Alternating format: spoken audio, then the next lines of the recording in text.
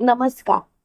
जानकीने ऐश्वर्याला तर सोडवलेलं असतं आणि मायाचा खेळ खल्लास केलेला असतो. ऐश्वर्या जानकीला बोलते, जानकी, तू माझ्यावरती विश्वास ठेवलास म्हणून खरंच थँक्यू. तेव्हा जानकी बोलते, ऐश्वर्या, खरं तर थँक्यू मी बोलायला पाहिजे, कारण तुझ्यामुळे माझी ओवी अगदी सुखरूप घरी परत आली. नाहीतर काय झालं असतं आज. तेव्हा ऐश्वर्या बोलते, जानकी, काही झालं नसतं ओवीला. आणि तसंही ज्याचा शेवट गोड ते सगळंच गोड, असंच आपण म्हणूया ना. तेव्हा मात्र जानकी ऐश्वर्याला बोलते, ऐश्वर्या, तू सुधारली आहेस हे बघून खरंच खूप बरं वाटतंय. किती आनंद झालाय ते सांगू शकत नाही. तेव्हा ऐश्वर्या बोलते, जानकी, आजपर्यंत खूप चुका केल्या. खरं सांगायचं तर तुम्हा सगळ्यांना वेठीस धरलं. चांगला नवरा असताना सुद्धा नको नको ते वाईट विचार केले. नको त्या गोष्टींच्या पाठीपाठी लागत राहिले. खरंच सांगते, मला माफ कर जानकी, पण यापुढे तुम्ही सगळ्यांनी सुखाने राहा. आणि चला आता मी येते. तेव्हा लगेच जानकी बोलते, ऐश्वर्या, तू कुठे चाललीस. तेव्हा ऐश्वर्या बोलते, कुठे म्हणजे काय जानकी, मी माझ्या डॅडच्या घरीच जाणार ना. आणि तसंही आता कितीही मनात असलं तरी सुद्धा मी परत रणदिव्यांच्या घरात येऊच शकत नाही. तेव्हा मात्र जानकीला हे सर्व बोलणं लागलेलं असतं. ऐश्वर्या मात्र तिथून निघून गेलेली असते. त्याच वेळेला सारंग तिथे आलेला असतो. जानकी सारंगला बोलते, सारंग भाऊजी, तुमचा विचार काय आहे. तेव्हा लगेच सारंग बोलतो, जानकी वहिनी, खरं सांगू, मला पुन्हा खड्ड्यात उडी नाही मारायची. तेव्हा जानकी बोलते, सारंग भाऊजी, मला सगळं समजतंय, सगळं कळतंय, पण खरं सांगू सारंग भाऊजी, एखादा माणूस जर का सुधारत असेल तर त्याला आपण एक संधी दिली पाहिजे. त्याच्यावरती आपण विश्वास ठेवला पाहिजे. त्याच्यावरती आपण विश्वासच नाही ठेवला तर तो माणूस सुधारणार तरी कसा. सारंग भाऊजी, तुम्हीच विचार करा. तेव्हा लगेच सारंग बोलतो, नाही, मला या गोष्टींचा विचार करायचाच नाहीये आणि मला आता सगळं काही समजून चुकलंय. तेव्हा मात्र मोठ्यानी जानकी बोलते, सारंग भाऊजी, ऐश्वर्यातला चिडकोरपणा तुम्हाला दिसला, तिच्यातली कारस्थानी वृत्ती तुम्हाला दिसली, पण तिच्यामधला चांगुलपणा हा मात्र तुम्हाला दिसतच नाहीये का. की सारंग भाऊजी, दिसून सुद्धा तुम्ही नजरेआड करताय. तेव्हा मात्र सारंग मोठ्यानी बोलतो, असं काही नाही जानकी वहिनी, मला खूप भीती वाटते.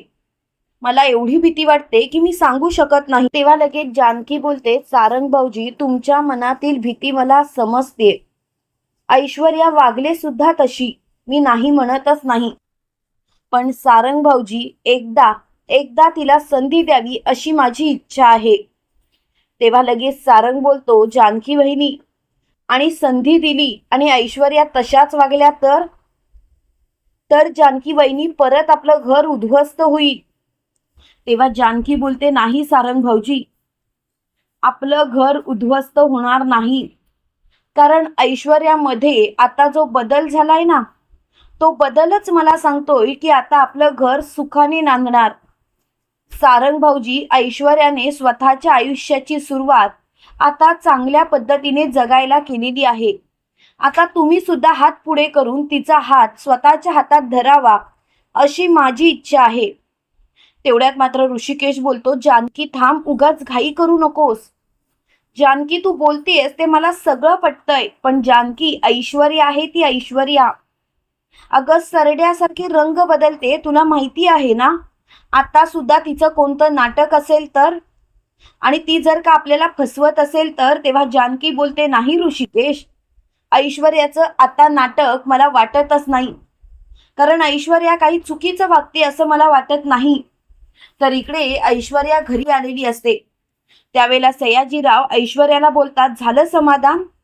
बापाच्या अब्रूचे धिंडवडे काढून झालं का समाधान. अगं त्या मायाने बाजार समितीची फाईल चोरली होती, त्या तिथे जाऊन सुद्धा तू त्या जानकीला सांगून सगळं काही माझ्या हातातून काढून घेतलंस. अगं खरं सांगायचं तर तोंडाशी आलेला घास काढून घेतलास. तेव्हा लगेच मोठ्यानी ऐश्वर्या बोलते, डॅड बस, आजपर्यंत आपण नको त्या गोष्टी करत आलो, पण आता मात्र मला या गोष्टींचा पश्चाताप होतोय. प्लीज या सर्व गोष्टी बंद करा. तेव्हा मात्र तिची खूपच चिडचिड झालेली असते. त्याच वेळेला लगेच ऐश्वर्याची आई बोलते, ऐश्वर्या, तुला झालेला पश्चाताप बघून मला खरंच खूप बरं वाटतंय. ऐश्वर्या, तू काळजी करू नकोस, सगळं काही व्यवस्थितच होईल. तेव्हा ऐश्वर्या बोलते, डॅड प्लीज तुम्ही सुद्धा सुधारावं अशीच माझी इच्छा आहे. इकडे सुमित्रा जानकीला बोलते, जानकी, मला समजतंय ऐश्वर्या सुधारली, मी स्वतःच्या डोळ्यांनी बघितलंय. पण जानकी, कितीही काही झालं तरी सुद्धा तुला एक गोष्ट माहिती आहे, ऐश्वर्या कशी मुलगी आहे ती. जानकी, मला तर तिचं वागणं नाही पटत. तेव्हा लगेच मोठ्यानी जानकी बोलते, आई, नाना, मला सगळं काही समजतंय. तेव्हा लगेच सुमित्रा बोलते, सगळं समजतंय तर जानकी असं का वागतेस? जानकी प्लीज असं नको वागूस, खरंच तुझ्या वागण्याचा त्रास होतोय. जानकी, तुला काही गोष्टी समजतच नाहीयेत. तेव्हा मात्र जानकी सुमित्राला बोलते, आई, आई, चुका कोणाच्या हातून झाल्या नाहीत, ऐश्वर्याच्या सुद्धा झाल्यात, मी मान्य करते. तेव्हा लगेच सुमित्रा बोलते, ऐश्वर्याच्या हातून चुका नाही तर गुन्हा झालाय. तुला कळत नाहीये जानकी, तू काय करतेस ते. जानकी प्लीज स्वतःला सावर आणि नीट विचार कर. तेव्हा जानकी बोलते, मला कोणत्याच गोष्टीचा विचार करायचा नाही. मला कळून चुकलंय, ऐश्वर्या सुधारले आणि तिला एक संधी दिली पाहिजे. तेव्हा नाना बोलतात, सुमित्रा, तू स्वतः बघितलंस ना ऐश्वर्याला, ऐश्वर्या कशी वागते, तुला स्वतःला कळलंय ना. तेव्हा लगेच सुमित्रा बोलते, हो, ती सुधारले हे तिच्या डोळ्यात दिसतंय. म्हणून काय मी तिला परत या घरची सून म्हणून आणू का? नाही, ऐश्वर्यावरती तसा विश्वास नाही ठेवू शकत मी. तेव्हा जानकी बोलते, आई, तुमचा माझ्यावरती विश्वास आहे? जर का ऐश्वर्या पुन्हा तसं काहीतरी वागली तर ऐश्वर्याला कायमचं या घरातून हद्दपार करेन मी. पण मी आपल्या घरावरती कोणतंच संकट येऊ देणार नाही. पण आई, फक्त माझ्यासाठी एक शेवटची संधी द्या. तेव्हा सारंग बोलतो, जानकी वहिनी, तुझ्यासाठी शेवटची संधी द्यायची, पण जानकी वहिनी, माझ्या मनाचं काय? तेव्हा लगेच जानकी बोलते, सारंग भाऊजी, तुमच्या मनात तर ऐश्वर्याच होती, ऐश्वर्यावरती तुमचं जीवापाड प्रेम होतं. तेव्हा सारंग बोलतो, हो होतं ना, पण त्यांनी मात्र त्याचे धिंडवडे काढले आणि त्यासाठी मी ऐश्वर्यांना कधीच माफ करणार नाही. तेव्हा लगेच ऋषिकेश बोलतो, सारंग, चुकतोयस तू. आता ऐश्वर्याला सुद्धा तुझ्याबद्दल काळजी वाटतेय, ऐश्वर्याला सुद्धा तुझं प्रेम कळायला लागलंय. प्लीज सारंग, असं नको करूस.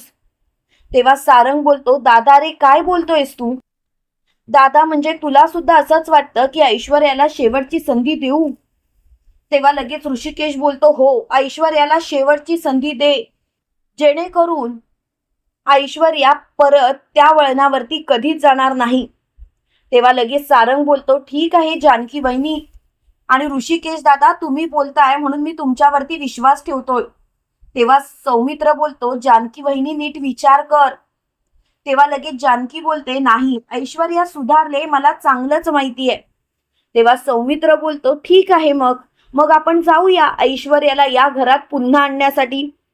तेव्हा जानकी बोलते, मग वेळ कशाला घालवायचा, आत्ताच निघूया. आणि सगळेजण सयाजीराव विखे पाटीलांच्या घरात आलेले असतात. तेव्हा मात्र ऐश्वर्या त्यांना बघून बोलते, तुम्ही इथे काय करताय?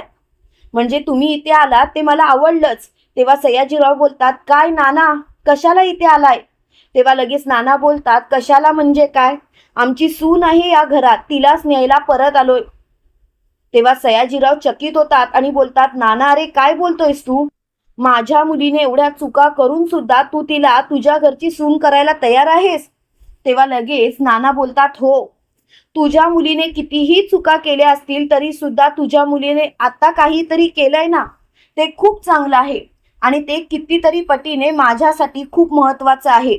म्हणूनच मी ऐश्वर्याला एक शेवटची संधी द्यायची ठरवलीय.